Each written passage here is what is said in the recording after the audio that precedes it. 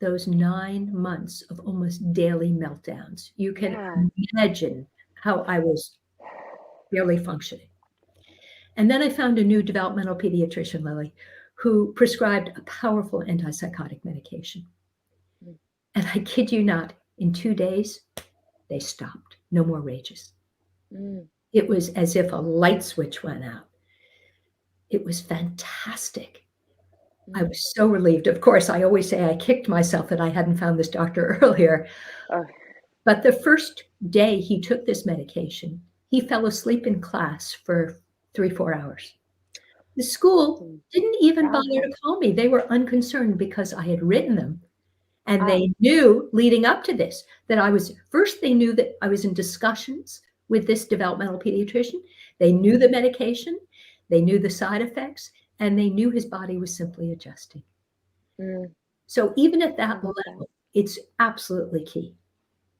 I love that that communication works because I think within any family that's so important because if the kid is taking any new medication, I think if they're going to be in school, school should be the first to know, right? Because they're having that. Well, If this, they're acting different, it would be concerning. I would want to know, or if I can be of help, right? Like, do they need a little extra space today, or the yes, desk in the back where they can take a snooze?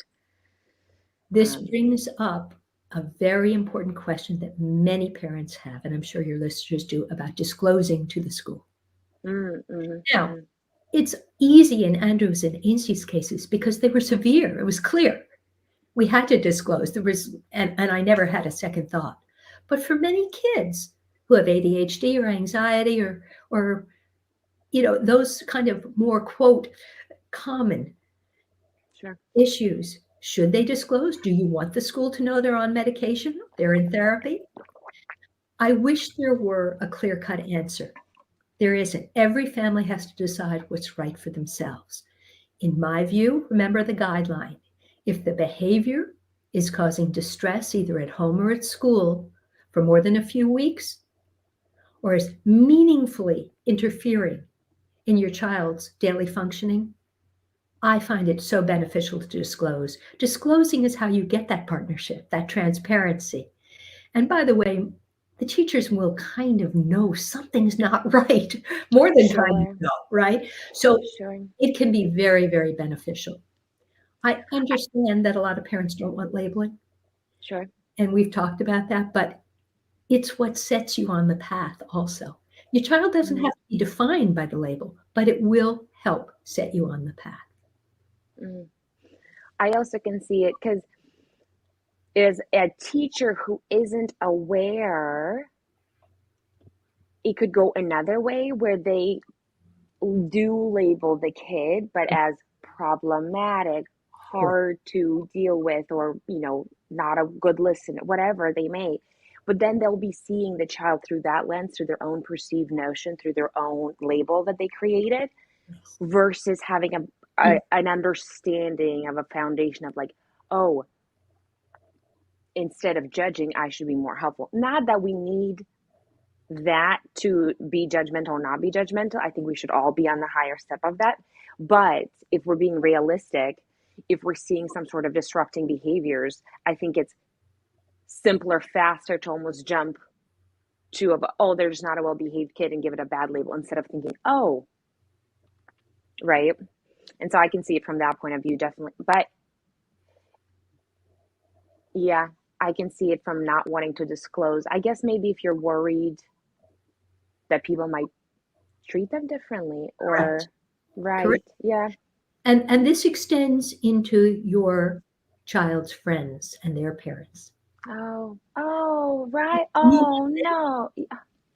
and you have to, again, it's a personal decision. I use the same guideline. Um, and as I've said, it's been very upsetting when friends pull. Andrew had a very, very close neighborhood friend.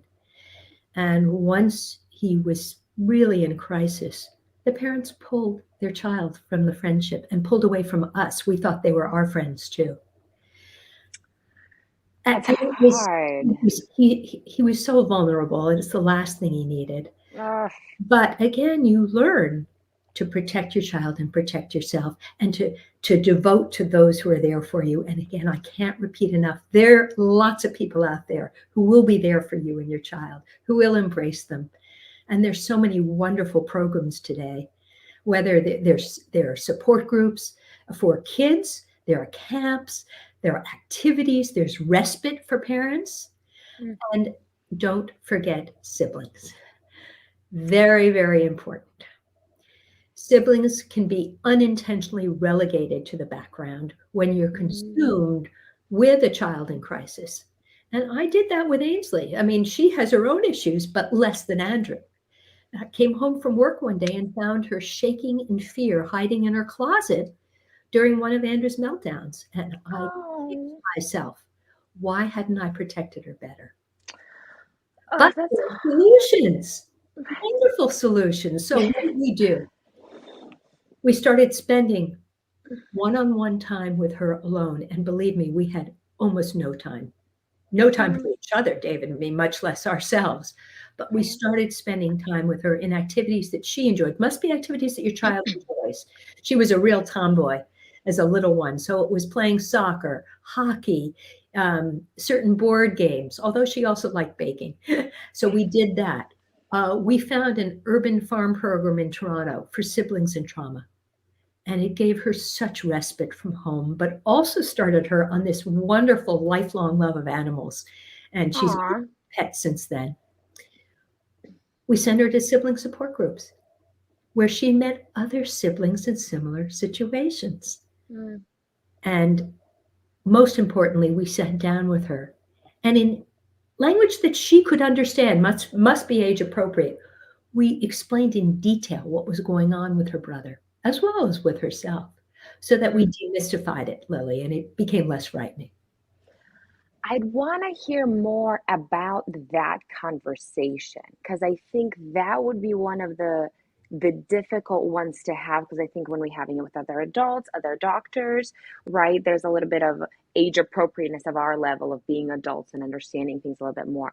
But when it comes down to talking to our kids in general about difficult things, already could be a little like anxiety filled. You don't want to say the wrong thing. You don't want to say it's like you want to be gentle, but you want to be honest, but you want to cushion it, right? There's different aspects that go into it. And so when having that conversation, and I imagine it's a little more difficult because not only are you explaining another person who is a sibling, but you're also being honest with her in regards of that as well. So if you're able to just tell me a little bit more about, what term, how do you express it in the loving, supportive way that it should be and be seen at, but I'm guessing there's a little bit of a warning with it too, as in others might see you different, or your friend didn't want to be friends with you, and you're right, like it sinks my heart to even if I had to tell my daughter, oh, somebody didn't want to be friends with you because they see, like that hurts them. That would hurt their feelings. And of course, we have to be honest, but my whole, like, just talking about it, my stomach's like, I can't have that conversation. I'm not strong enough to do that. So I'd love to hear. But you are, and you will be. And all parents, whether you have a neurodivergent child or not, face these challenges. Things happen, your child is hurt, your child is bullied, whatever it is, you're going to have to face these. Yeah. So I have a very strong belief, and here's another key insight, and hold on tight, and that is talk openly with your child from the beginning. Children know that something's not right. And there can be such pain, shame, and anguish when, why am I causing such havoc at home, at school? Why are people moving away from me? What's going on? Oh, that'd be so hard. Even as really little ones, they feel, my daughter will tell me to this day, I knew I was out of control. I just couldn't verbalize it. I didn't know what was going on. My mind was a mess. And so teenagers, by the way, too, applies to them. Every child in this situation that I've ever met wants help, even if they don't ask for it. So to them, sit down with them. You must explain it, obviously, in language that they understand. Right. And often I'll use an analogy of another part of the body. you know someone with a heart issue, or someone who has epilepsy or Mm. diabetes. These are just the brain is another part of the body. Right, right. And stressing that differences are not bad. So just going through that, explaining, letting them know if they do have disorders that are identified and diagnosed. What does that mean? Mm. Andrew, don't worry about not being able to maintain eye contact. It's okay. You explain to people, I'm listening to you. I just can't look at you. Even as a Mm. kid, we did that. Mm. So you do all that kind of stuff. I feel very, very strongly with medications. Should your children take them, call them medications. I know a number of parents, just for the reason you said, Lily, who don't want the child to feel different, or they want them to take the meds, will call them special vitamins. I don't Mm. think that's helpful. Start from when they're young, educate them, involve them. And what Mm.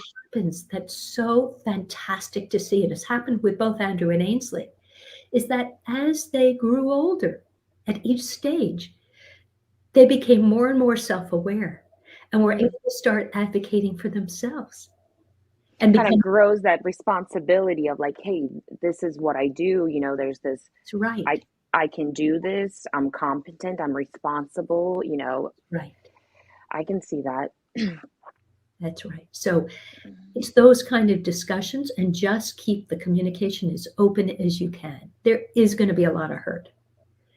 And there's a lot of research for parents that says it's okay to let your children see you upset, angry, frightened, all that. And again, I would caution parents on that. Yes, it prepares your child to know that life isn't all roses and it has ups and downs. For my kids, they needed my reassurance. They needed my hope.